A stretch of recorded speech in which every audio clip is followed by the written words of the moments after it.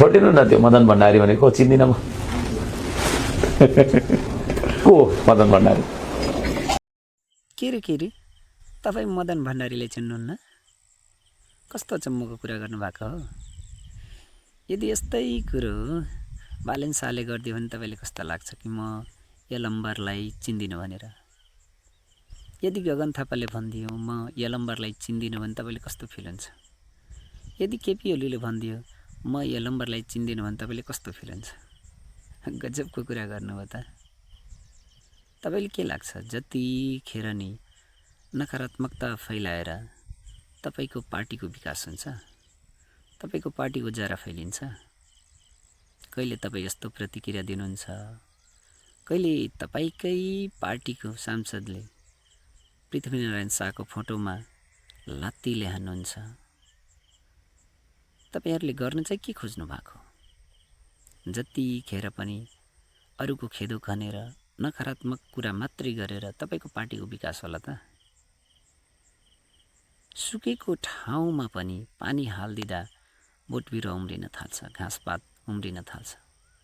तर त्यसकै अपोजिट घाँसपात भएको ठाउँमा पनि विष हालिदिनु भयो भने त्यहाँको सबै घाँसपातहरू मरिहाल्छ। अनि तपाईँले के लाग्छ? तपाईँले जतिखेर पनि नकारात्मक कुरा गरेर तपाईँको पार्टीको विकास होला त? अरू सबै नराम्रो, तपाईँ मात्रै राम्रो भनेर तपाईँको पार्टीको विकास होला? यस्तै हो भने त विकास त छोडिदिनुहोस् दाजु।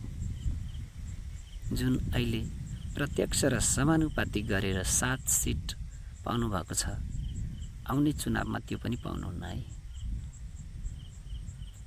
आखिर यो नकारात्मक कुरा गरेर तपाईँले पाउनु के हुनुहुन्छ? के पाउँदै हुनुहुन्छ? तपाईँ देशलाई चाहिएको मान्छे हुनुहुन्छ के दाजु? तपाईँलाई यो देशको आवश्यकता छ, यो देशलाई तपाईँको आवश्यकता छ। तर यस्तो रूपमा होइन कि हो तपाईँ विपक्षी हुनुहुन्छ, नराम्रो कामलाई विरोध गर्नुहोस्, त्यो तपाईँको अधिकार पनि हो। तर उसलाई चिन्दिन, ऊ को हो, मदन भण्डारी को हो, अनि हाँस्नु पनि हुन्छ, अनि पछि मजाक गर्नुभएको होइन त? त्यो त एकदमै बाधा मजाक भयो दाजु। त्यसले कहिल्यै पनि न तपाईँले फाइदा गर्छ न तपाईँको पार्टीले फाइदा गर्छ। तपाईँको इमेज झन्झन बिग्रिँदै जान्छ कि। तपाईँ देशलाई चाहिएको मान्छेले यसरी कुरा गरेर हुन्छ? देश बनाउने मान्छेले यसरी जहिले नि नकारात्मक कुरा गरेर हुन्छ त? यो बोलीमा सुधार गर्नु पर्यो के दाजु? काम ठिक छ, काम गर्नुहुन्छ, श्रम गर्नुहुन्छ, श्रमदान गर्नुहुन्छ, गराउनुहुन्छ। तपाईँको फेसबुक अथवा भनौँ सिधै सोसल मिडियामा पहुँच राम्रो छ भने त्यसको फाइदा उठाउनुहोस् कि। समाजले राम्रो कुरो दिनुहोस् कि। सोसल मिडियाको पहुँचले तपाईँ धेरै मान्छेको घर घरमा पुग्नु भएको छ कि मन मनमा पुग्नु भएको छ। तर यसरी होइन है। राम्रो सन्देश दिनुहोस्, राम्रो कुरा गर्नुहोस्, सकारात्मक कुरा गर्नुहोस्, नराम्रो छ भने विरोध गर्नुहोस्।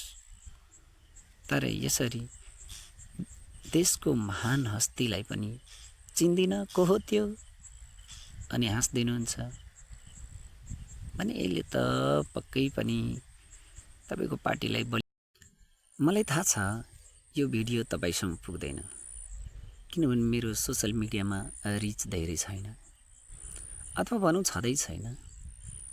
त्यही भएर यो भिडियो तपाईँ समक्ष नपुग्न सक्छ। तर म तपाईको समर्थकहरू जो कट्टर समर्थक हुनुहुन्छ माटोको, उहाँहरूलाई रिक्वेस्ट गर्न चाहन्छु कि हाम्रो माननीय हर्क साम्पाङज्यूसँग कुरा गर्नुहोस् कि अरूको मजाक उडाएर कसैको कहिल्यै भलो भएको छैन कि। हामी चाहन्छौँ श्रम संस्कृति पार्टी ठुलो होस्, राम्रो होस्, जरा फैलियोस्। तर यसो जनमानसको भावना बुझ्दा यो हिसाबले फैलिँदैन है। त्यही भएर प्लिज माटोको समर्थकहरूसित रिक्वेस्ट छ, सक्नुहुन्छ भने उहाँसित कुरा गर्नुहोस् कि उहाँसँग कुरा गर्नुहोस्। जहिले नि नकारात्मक कुरा नगर्न रिक्वेस्ट गरिदिनुहोस्, अर्कालाई सम्मान गर्न रिक्वेस्ट गरिदिनुहोस्, अनि मात्रै श्रम संस्कृतिको जरा बलियो हुन्छ, जरा फैलिन्छ। रिक्वेस्ट छ है दाजु, यसरी अरूलाई गाली गरेर, अरूलाई चिन्दिन भनेर आफ्नै इमेज नबिगार्नुहोस् क्या। देशलाई चाहिएको मान्छे हो तपाईँ।